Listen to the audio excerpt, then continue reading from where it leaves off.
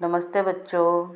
आज हम 7वां पाठ पढ़ेंगे जिसका नाम है पापा खो गए।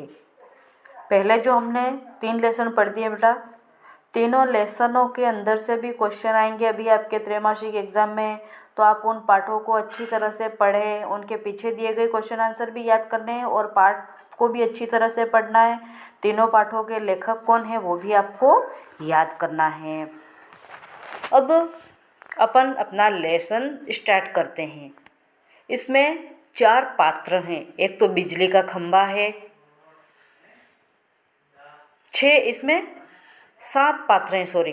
बिजली का खंभा है, एक पेड़ है, लेटर बॉक्स है, कौवा है, नाचने वाली लड़की और आदमी। इतने इसमें पात्र हैं इस पाठ में। सड़क, रात का समय, समुद्र के सामने फुटपाथ, मतलब दृश्य बताया ये। वहीं पर एक बिजली का खंभा, एक पेड़, एक लेटर बॉक्स। दूसरी ओर धीमे प्रकाश में एक सिनेमा का पोस्टर। पोस्टर पर नाचने की भंगिमा में, मतलब नाचने की आकृति में एक औरत की आकृति है, मतलब नाचते हुए औरत का फोटो है। समुद्र से सनसनाती हवा का बहाव, दूर कहीं कुत्तों के भौंकने की आवाज़। इस तरह का वहाँ का दृश्य बताए। खंभा जम्हाई रोकते हुए, अर्थात अपनी उबासी को रोकते हुए, राम राम राम राम बहुत हो गई। पेड़, आजकल की रातें कैसी हैं, जल्दी बीतने में ही नहीं आती। मतलब खंबा और पेड़ दोनों बातचीत कर रहे हैं कि आजकल की कैसी रातें हैं, वो जल्दी बीतती ही नहीं हैं। खंबा, दिन तो कैसे न कैसे हड़बड़ी में बीत जाता है। मतलब दिन में तो सड़कों पर आवाजाही रहती है, तो इस वजह से दिन तो बीत जाता है। पेड़, लेकिन रात को बड़ी बोरियत होती है। पेड़ कहता है कि रात को तो सभी लोग सो जाते हैं, तो सारा सड़क भी क्या सुनसान हो जाता है, इसलिए रात हमें बहुत ही बोरियत लगती है। तभी खंबा कहता है, तब भी बरसात की रातों से तो ये रातें कहीं अच्छी है।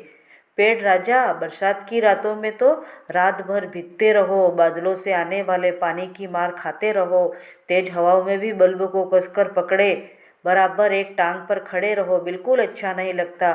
उस वक्त लगता है इससे तो अच्छा था न होता बिजली के खंभे का जन्म, बल्ब फेंक तब दूर कहीं भाग जाने का जी होता है। इस तरह से खंभा कहता है कि चलो रात बोरी थी फिर भी अच्छी, लेकिन बारिश के समय जो स्थिति हमारी होती है वह भयंकर होती है। अब कहते हैं बारिश में ठंडी ठंडी हवा भी लगती है, बारिश में पूरी रात हमें खड़े रहना पड़ता है, अर्थात वो हमारे लिए कितना कष्टदायक होता है उसके बारे में बता रहे हैं।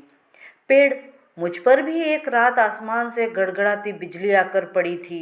अरे बाप रे, वो बिजली थी आफत। याद आते ही अब भी दिल धक धक करने लगता है। और बिजली जहाँ गिरी थी वहाँ खड्डा कितना गहरा पड़ गया था। खंबे महाराज, इस तरह से खंबे को अपने बारे में बताता है। अब जब कभी बारिश होती है तो मुझे उस रात की याद हो आती है। अंग थर थर कांपने लगता, अर्थात उस डरावनी अपने साथ जो घटना घटी उसके बारे में पेड़ खंबे को सुनाता है कि अचानक से बादलों, बारिश के समय था, बादलों से बिजली गिरी और मुझ पे गिरी थी। मैं कैसा कांप रहा था उस डर से। इस तरह से वह अपने साथ जो हुआ उसके बारे में बता रहा है। मतलब मैं उस घटना को याद करके आज भी कांपने लगता, मुझे आज भी उस घटना से अत्यंत डर लगता है। खंबा, मेरी तबीयत ही लोहे की है, अर्थात मैं बना ही लोहे से हूँ, इसलिए नहीं तो मैं बीमार पड़ जाता। वो अब खंबा क्या कहता है कि मैं तो स्वयं लोहे का बना हूँ, इसलिए चाहे सर्दी हो, गर्मी हो, बारिश हो, मुझे कोई असर नहीं होता, नहीं तो मैं बीमार पड़ जाता। वरना कोई भी इस तरह बारिश ठंडी धूप में खड़ा रहे तो जरूर बीमार पड़ जाए। खंबा अपनी अच्छाई करते हुए, मतलब अपने प्रशंसा स्वयं करते हुए कहता है कि मेरी जगह कोई अन्य होता तो वो निश्चित ही बीमार पड़ जाता।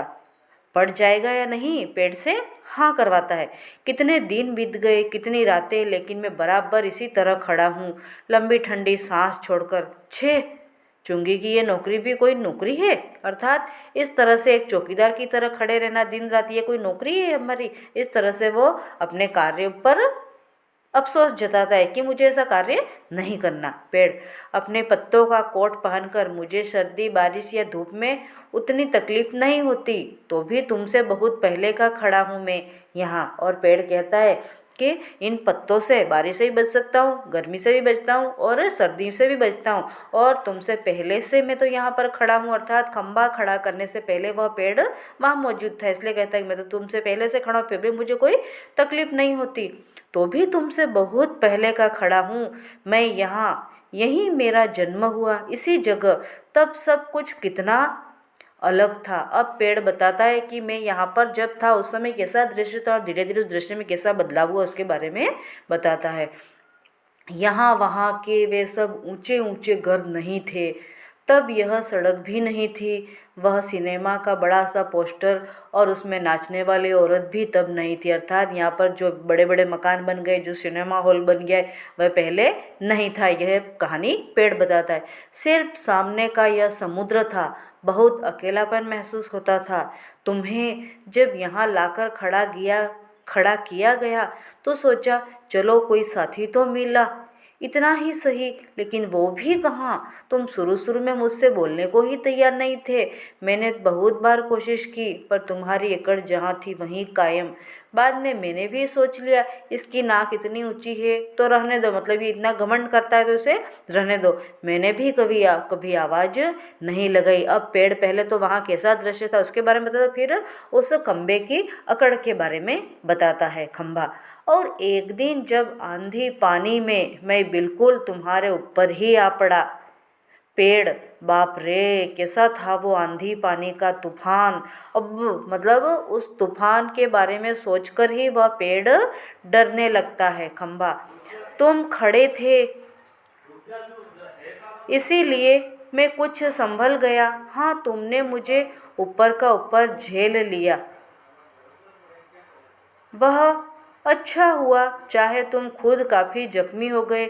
बाद में मेरा गरूर भी झड़ गया, मतलब झड़ गया, यानी मेरा गरूर, मेरा घमंड भी समाप्त हो गया और अपनी दोस्ती हुई। अब ये यहाँ पर बताया कि पेड़ और खंबे दोनों में किस तरह से दोस्ती हुई उसके बारे में बताया। तो पेड़ कहता है कि तुम गिरे थे, खंबा कहता है कि हाँ मैं गिरने वाला था, भले तुम जख्मी हो गए लेकिन तुमने मुझे संभाल लिया, और जैसे ही तुमने मुझे संभाला तुम जख्मी हो गए और मेरा घमंड भी दूर हो गया और अपन दोनों मित्र बन गए।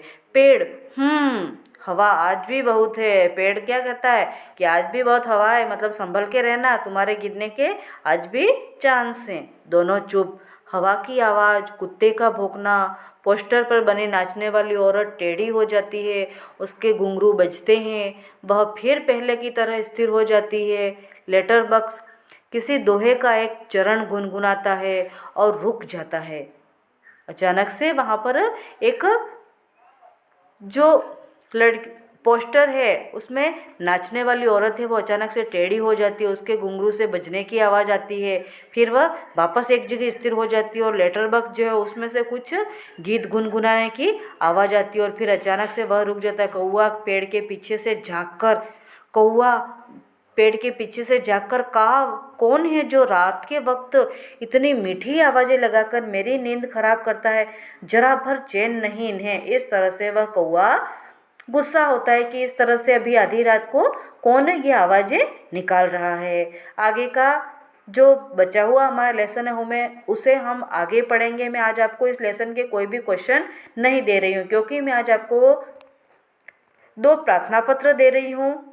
एक तो है अपने भैया की शादी में सम्मिलित होने के लिए आपको अवकाश चाहिए, और एक है विद्यालय में कक्षा सप्तम के छात्रों के साथ वॉलीबॉल का मैत्रीपूर्ण मैच, मतलब वॉलीबॉल का आपको मैच खेलना है, उसके लिए आप अनुमति मांग रहे हैं प्रधानाचार्य जी से। ये दोनों प्रार्थना पत्र आप अच्छी तरह से याद कर ले बेटा। इन्हीं दोनों में से ये प्रार्थना पत्र भी आपके एग्ज़ाम में अभी आएगी, इसलिए मैंने आपको लिखवाई हैं। ये आप दोनों अपनी कॉपी में उतार ले अच्छे तरीके से और अच्छे तरीके से याद कर ले। इसीलिए मैंने आपको आज के लेसन का कोई गृह कार्य नहीं दिया है। दोनों प्रार्थना पत्र लिखना और गृह कार्य, यही आज आपका होमवर्क है। आप अच्छे से याद कर लें और सारे प्रश्नोत्तर आप जितने पाठ पढ़े वो भी याद कर लें। ओके, धन्यवाद।